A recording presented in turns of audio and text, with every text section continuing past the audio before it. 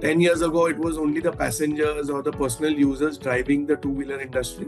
Now it's the delivery companies also significantly coming in and purchasing large amount of fleets to ensure last mile delivery for Zepto, Blinkit, Zomato, etc. So that has increased the use of two-wheelers and three-wheelers across India.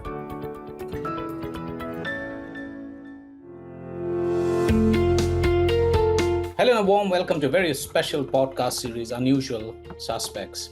I'm your host, Gaurav Chaudhary. This is a series about unraveling stories of entrepreneurs, investors, professionals, and of course, philanthropists who are disruptors yet not in your face. Their disruptions have consistently delivered on the purpose and the mission they've embarked on. Their values are as strong as their mission. While they're ruthless in pursuing their ambition, they don't stray from being leaders who were not just admired for the vision and relentless pursuit, but also for how they're building an ecosystem of believers who consistently push the boundaries. In each episode, I speak to one such leader, talking to her or him or them about their businesses, lives, inspirations, interests, challenges, pivot moments and turning points, successes, failures, and of course, the little joys of life and professional worlds. It is as much about their personal life stories as about their entrepreneurial, professional, and philanthropic journeys. Unusual Suspect streams on Earshot.in, Spotify.com, Apple Podcasts, YT Music, which was earlier Google Podcasts, which is also called YouTube Podcasts now, moneycontrol.com, and a host of other podcast streaming platforms and directories. For this episode, I'm delighted to have someone who's literally charging ahead in the EV space, the electric vehicle space. Pratik Kamdar, the co-founder of Neuron Energy, a startup that's building EV batteries, chargers, and clean energy solutions for India's electric future. Pratik started in real estate with JLL, ran large-scale redevelopment projects, and then pivoted to cleantech in 2018. That's when Neuron was born. Armed with degrees from NMIMS and the University of Illinois, he is now focused on building a full-stack EV ecosystem. Welcome, Pratik. Delighted to have you on Unusual Suspects. Thank you for the kind introduction, Gaurav. Thank you for having me over. Pratik, let's start with a basic question. Let's start with your journey. What was behind Neuron Energy? How and why, it came into being? Why was it established? Was there a eureka moment? What was the trigger? And importantly, what gap did you see in the Indian EV ecosystem that you thought that you could actually help plug at scale, and that prompted you to build a battery manufacturing company? We started off with, my idea was that time I was actively involved in real estate and I was seeing the real estate industry evolving. At the same time, I found real estate to be very local, very city specific, very suburb specific. We expected that we would, evolve into solar, clean tech, waste management, something offshoot of real estate. That is what I was looking at as an opportunity which would be far more scalable, more industry oriented rather than local or suburb specific. And I happened to come across and meet a gentleman who was in the battery business, which he was manufacturing batteries for electric forklifts and golf carts in the lead acid segment. And that is how we got introduced to the world of batteries. And from there on, based on our travel across India, talking to people, we found out that we want to get into the EV battery space. And eventually with our journey into the EV battery space, now we have evolved into a full stack energy company rather than just focusing on EV. So that's how our journey has been, Gaurav, so far. Pratik, we are at a time when there's lots happening in the EV space in India, and there's a lot of action. There's a lot of vibrancy, if I may say so. And we are witnessing a very, very rapid adoption of EVs, although the base might be still very low, but the growth rate is very high, especially visible and tangible in the 2 and 3 wheeler segments. Just some numbers which will help put things in context. More than half, that is more than 50% of 3 wheelers 5% of two-wheelers and 2% of cars bought in 2024 were EVs. So it's not just in three-wheelers and two-wheelers, it's moving to the four-wheeler space too, where the real action and the change will probably be visible. Given these numbers, do you think India's EV growth will primarily be driven by these two categories, and rather than passenger cars, which the adoption rates are still quite low in low single digits? Do you think EVs and two-wheelers and three-wheelers are the real ushers of the EV space in India, Pratik? I would put it in a different manner. The way we look at it is we expected the adoption to be higher when it came to last mile mobility. Last mile mobility includes two-wheelers, three-wheelers, to an extent, even buses within the city. Now, building infrastructure, charging infrastructure within a city or within a certain neighborhood or a locality is far easier than building charging infrastructure networks across highways, state highways, national highways, across cities, etc. So this was expected that two-wheelers and three-wheelers will be the fastest adopters when it comes to electric mobility. The advantages are also fairly clear. When it comes to three-wheelers, they are spending around 8 to 10 rupees a kilometer on diesel rickshaws. These are commercial vehicles. Whereas if they buy an electric one, it will be around 80 paise or 50 paise per kilometer. CNG ones are at around 3 to 4 rupees a kilometer. So the operational cost for a rickshaw driver of running a rickshaw reduces by 90%. Second, the cost of EV batteries have reduced by 70 to 80%. Due to this reduction of 80%, we have seen the adoption of rickshaws being very high. When it comes to two-wheelers and four-wheelers, we expect that the adoption will increase over time. As today, the cost of an ICE vehicle and the cost of an EV vehicle is on par because of the reduction in battery price, Gaurav. Pratik, you're in the best position to respond to my next question, which is on a global comparison. How does India's two and three-wheeler EV market compare with global trends? For instance, countries like China have a very strong EV penetration in the two-wheeler market, while Europe is more focused on cars. Where does India stand here? When we compare China to Europe, Europe has very low penetration of electric two-wheelers and electric three-wheelers as a whole. India is one of the largest markets globally for electric two-wheelers and three-wheelers. So I wouldn't say Europe is the correct comparison. You can compare, there are pockets across the globe where two-wheelers and three-wheeler penetration has been extensive. China, India, Indonesia, certain parts of South America, and certain parts of Africa is where you will see two-wheeler and three-wheeler adoption being very extensive. So India will have very good penetration when it comes to two-wheelers and three-wheelers. In fact, the application of two-wheelers is far beyond only passenger now. 10 years ago, it was only the passengers or the personal users driving the two-wheeler industry. Now it's the delivery companies also significantly coming in and purchasing large amount of fleets to ensure last mile delivery for Zepto, Blinkit, Zomato, etc. So that has increased the use of two-wheelers and three-wheelers across India. Pratik, Neuron Energy operates in a highly competitive space, and there's a lot of action there. We see a lot of players there. What are some of the key battery innovations you're working on? If you can just briefly elaborate it for the benefit of our listeners and viewers. And at the same time, the Indian EV market is projected to surge from about just less than $17 billion now to about slightly close to $30 billion in about 5 years from, or less than 3 years from now. Are we seeing significant breakthroughs in battery efficiency, longevity, and also chemistry? What are some of the biggest industry-wide advancements that is driving this growth? If we look at battery chemistry, 5 years ago, NMC was the go-to chemistry in India for the two-wheeler market. Even globally, NMC was widely used. As time progressed, there has been a significant shift in chemistry adoption from NMC to LFP, especially in tropical areas where we expect LFP to be more suitable, considering it is more stable at higher temperatures compared to NMC. Second, we are already seeing developments in three categories within the cell space.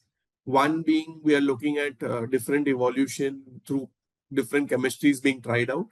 Sodium ion is what we are right now working on and making different battery pack architecture through sodium ion chemistry cells. Second is solid state or aluminum cells, which are picking up with price reduction. We are expecting solid states to be a very good option. Third would be hydrogen, where a lot of work is going on, but it would be applicable to select applications, and we are yet to see where it would be commercially viable and which applications would it work better at.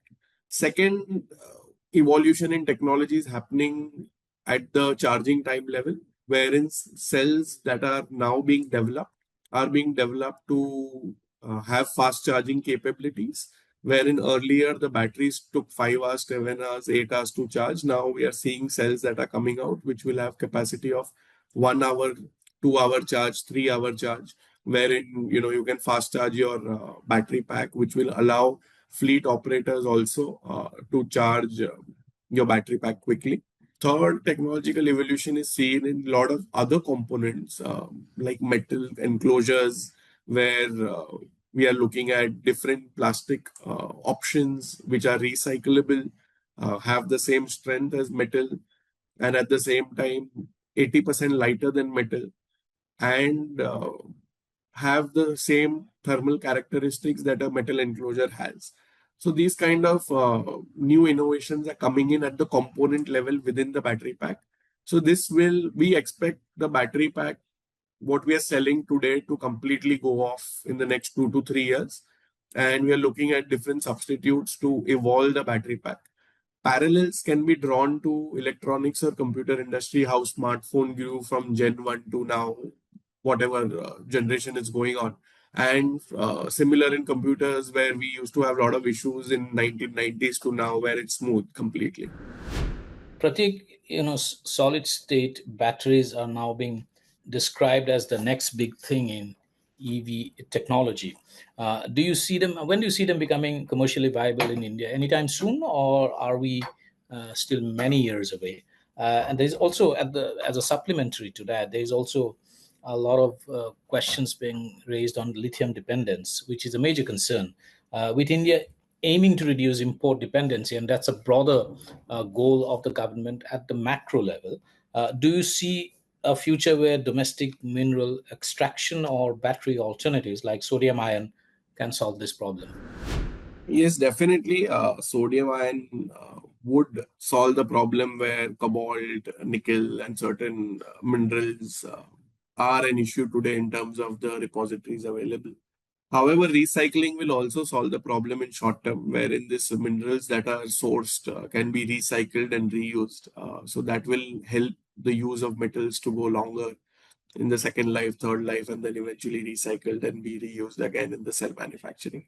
So the entire circular ecosystem is being built. We yet have to see each part of the ecosystem coming in tandem together to solve the problem. I think it will take 5 more years where each of these parts are fully mature and built. Having said that, sodium ion is definitely an alternate option, and everyone is testing sodium ion batteries.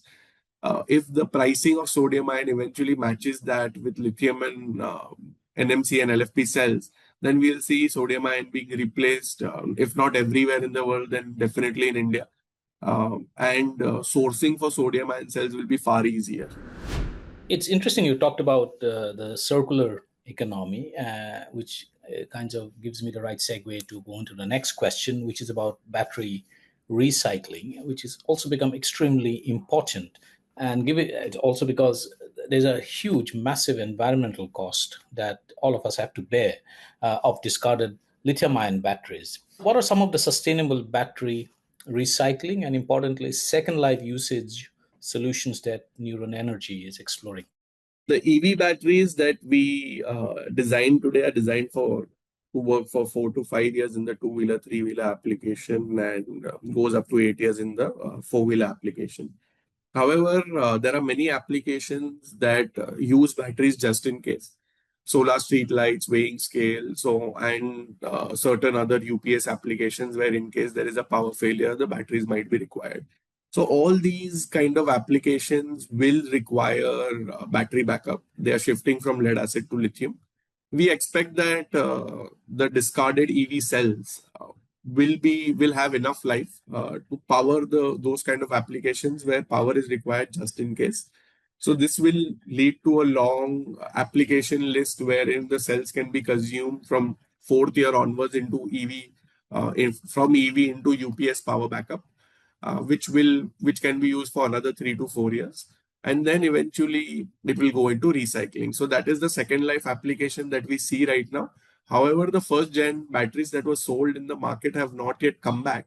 So we are expecting them to, probably come back from 2026-27 onwards. And we're expecting the UPS segment to grow from 27 to 30. Pratik, there's also a question of consumer anxiety, particularly in the context of battery safety, because we keep on hearing about and reading about incidents of battery fires and overheating. Then add to that, there is the anxiety of range is not a concern. Many consumers, and that's a real concern, fear running out of charge on highways due to limited charging infrastructure. And what steps is Neuron Energy taking, for instance, to enhance battery safety? And at a broader level, at a macro level, how can the industry and policymakers work together to solve this? In terms of battery safety, government has come out with norms where you have to get the batteries approved from the stipulated government agencies. There is significant architecture principles that have been outlined, which needs to be followed while designing a battery pack. Having said that, the designers today are also working very hard on improving the quality and ensuring that the life of the battery is much longer than what we used to give before. At Neuron Energy, we will be launching our Generation 2 batteries in June or July, which will be a complete upgradation compared to before. And we expect that the Gen 2 batteries will perform far better than what we used to give before, considering the technological improvements that we are making. And we are expecting the industry to evolve and provide more and more as we go forward. So, based on the principles, I think government has laid out strong rules on which the battery pack needs to be designed and delivered. This should solve majority of the safety issues that are there. Finally, Pratik, looking ahead, what's your 5-year prediction for India's EV market? Where do you see a tipping point coming where EVs are going to dominate new vehicle sales? Or are we still, say, close to a decade away from reaching that point of inflection? I think the point of inflection is already here, where we expect large adoption of EVs happening from this year onwards.